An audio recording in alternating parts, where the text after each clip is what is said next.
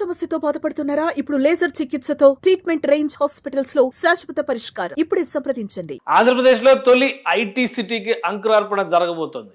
అమరావతి పరిధిలో electronic city పేరుతో నామకరణం చేసి కేటాయించినటువంటి భూముల్లో 6,580 ఎకరాల భూముల్లో మొదటి నిర్మాణానికి ఆంధ్రప్రదేశ్ ప్రభుత్వం ప్రణాళికను సిద్ధం చేసింది. ఈ కాంట్రాక్ట్ను కూడా ఎల్ఎన్టీ కంపెనీకి ఇచ్చేటువంటి అంశం పైన ఒక స్పష్టత వచ్చేసింది. దీనికి సంబంధించి 10 ఎకరాల భూమిని కేటాయిస్తూ జియో కూడా రాష్ట్ర ప్రభుత్వం రిలీజ్ చేసింది. గతంలో హైదరాబాద్లో హైటెక్ సిటీని నిర్మించడం ద్వారా హైదరాబాద్ గతిని మార్చినటువంటి సందర్భం. అప్పుడు ముఖ్యమంత్రి చంద్రబాబు నాయుడు, అప్పుడు కాంట్రాక్ట్ సంస్థ ఎల్ఎన్టీ. అదే తరహాలో ఆంధ్రప్రదేశ్ రాజధానిగా అమరావతిని డిక్లేర్ చేసే సమయంలో విజయవాడలో మేధా టవర్స్ లాంటి ఐటీ టవర్ని ఏర్పాటు చేయడం ద్వారా ఐటీని డెవలప్ చేయాలని చెప్పని రాష్ట్ర ప్రభుత్వం భావించింది. గత 5 ఏళ్లలో జరిగినటువంటి తిరోగమన విధానాల వలన ఇప్పుడు మళ్ళీ కొత్తగా అంకురార్పణ చేయాలనేటువంటి నిర్ణయానికి ఏపీ సర్కార్ వచ్చింది. అందుకే ఎల్ఎన్టీకి ప్రత్యేకంగా దీనికి సంబంధించినటువంటి బాధ్యతలను అప్పగించింది. 10 ఎకరాల భూముల్ని కేటాయించింది. అయితే ఐటీ టవర్ ఏ విధంగా ఉండబోతుంది? ఆల్రెడీ దీనిపైన గతంలో రాష్ట్ర ప్రభుత్వం వర్క్ చేసింది. దానికి సంబంధించినటువంటి నమూనాలు ఇప్పుడు మళ్ళీ వెలుగులోకి వస్తున్నాయి. ట్విన్ టవర్స్ తరహాలో నిర్మించేటువంటి ప్రణాళిక ఇందులో ఉంది.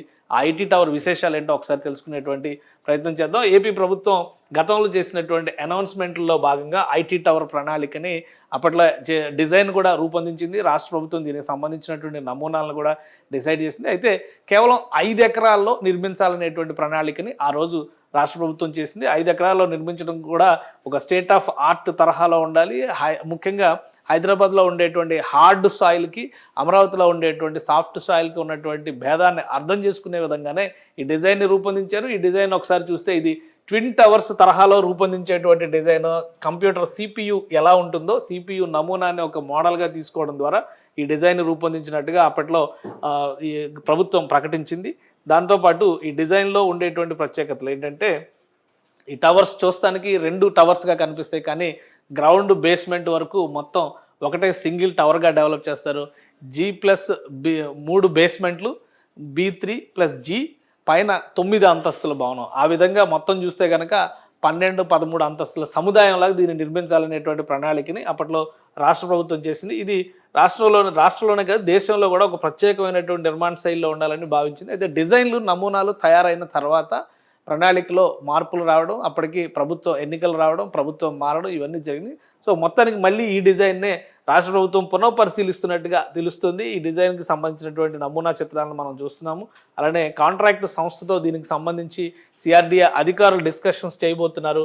ఈ 9 అంతస్తుల భవనము దాదాపు 10 లక్షల చదరపు అడుగుల వైశాల్యంతో అప్పుడు నిర్మించాలని భావించారు. ఇప్పుడు 10 ఎకరాల విస్తీర్ణాన్ని పెంచినటువంటి నేపథ్యంలో ఇలాంటి బిల్డింగ్ ఒకటి కట్టి మరొకటి ఎక్స్టెన్షన్ రూపంలో తీసుకొస్తారా, లేదా ఈ బిల్డింగ్ డిజైన్లో మార్పులు తెస్తారా అనేటువంటి విషయం ఒకసారి సంప్రదింపుల తర్వాత అధికారులు ప్లస్ ఎల్ఎన్టీ ఆఫీసర్స్తో జరిగేటువంటి భేటీలో దీనిపైన క్లారిటీ వచ్చేటువంటి అవకాశం ఉంది. మరీ ముఖ్యంగా డిసైడ్ చేసినటువంటి లొకేషన్ కూడా చాలా ఇంపార్టెంట్ లొకేషన్గా రాష్ట్ర ప్రభుత్వం చెబుతుంది. దానికి కారణం ఏంటో కూడా ఒకసారి విశ్లేషించేటువంటి ప్రయత్నం చేద్దాం. దీనిలో 2 రకాల అంశాలని ప్రస్తావిస్తున్నారు. ఇక్కడ ఎలక్ట్రానిక్ సిటీకి సంబంధించి 6,582 ఎకరాల భూమిని కేటాయించారు. అందులో ఫస్ట్ వెంచర్ ఈ ఐటీ టవర్ కాబోతుంది. ఐటీ టవర్ అనేటువంటి పేరు ఇంకా అది ఫైనల్ కాదు, బట్ ప్రస్తుతానికి ఏంటంటే ఐటీ టవర్ అనే పేరు పెట్టారు. కానీ దీన్ని డీప్ టెక్నాలజీ, ఏఐ రిలేటెడ్ కోర్సెస్ని ఇప్పుడు ప్రోత్సహించాలనేటువంటి నిర్ణయానికి రాష్ట్ర ప్రభుత్వం వచ్చింది. కాబట్టి డీప్ టెక్ రిలేటెడ్గానే దీని పేరు కానీ ఇవి కానీ మార్పులు చేసేటువంటి అవకాశం ఉంది. ఇక ఎలక్ట్రానిక్ సిటీకి సంబంధించి ఈ 5,680 ఎకరాలు ఈ ప్రదేశంలో వస్తాయి. ఇది బార్డర్ ఏరియా, మంగళగిరి ప్రాంతానికి బార్డర్ ఏరియా వస్తుంది.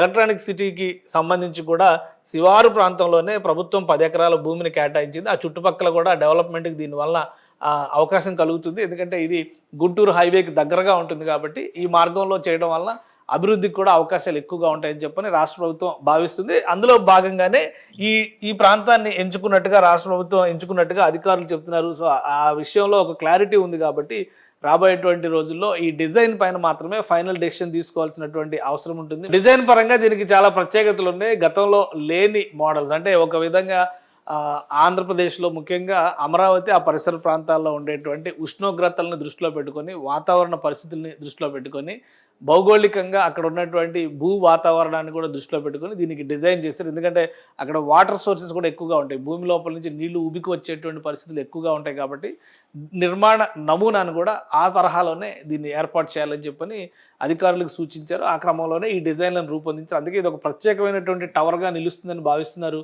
సో ఈ డిజైన్ని ఇదే డిజైన్ని యాజ్ ఇట్ ఈజ్గా అమలు చేస్తారా లేదా మార్పులు చేర్పులు ఏమైనా ఉంటాయా అనేది అధికారుల ఫైనల్ భేటీల తర్వాత బయటకు వస్తుంది. గతంలో చేసినటువంటి డిజైన్ కేవలం 10 లక్షల చదరపు అడుగుల విస్తీర్ణంతో చేసేటువంటి టవర్ ఇప్పుడు 10 ఎకరాల భూమి డబల్ అయింది కాబట్టి 5 ఎకరాల్లోనే అప్పుడు ప్లాన్ చేశారు. ఇప్పుడు భూమి 10 ఎకరాలు అవుతుంది కాబట్టి ఈ ప్రణాళికని పూర్తి స్థాయిలో సమీక్షించిన తర్వాత అప్రూవల్కి వెళ్ళేటువంటి అవకాశం ఉంది. కానీ దానికి ఎక్కువ సమయం తీసుకునేటువంటి ఛాన్సెస్ కూడా లేవు. ఎందుకంటే నరేంద్ర మోడీ ప్రధానమంత్రి పర్యటనకి కేవలం 20-25 రోజుల సమయం మాత్రమే ఉంటుందని అంచనా వేస్తున్నారు.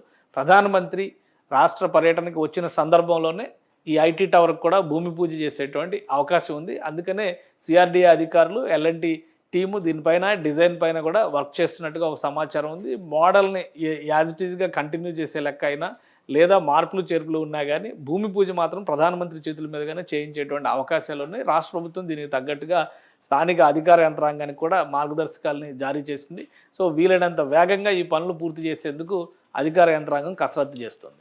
సుమన్ టీవీలో మీ పర్సనల్ అండ్ బిజినెస్ ప్రమోషన్స్ కోసం కింది నెంబర్కి కాంటాక్ట్ చేయండి.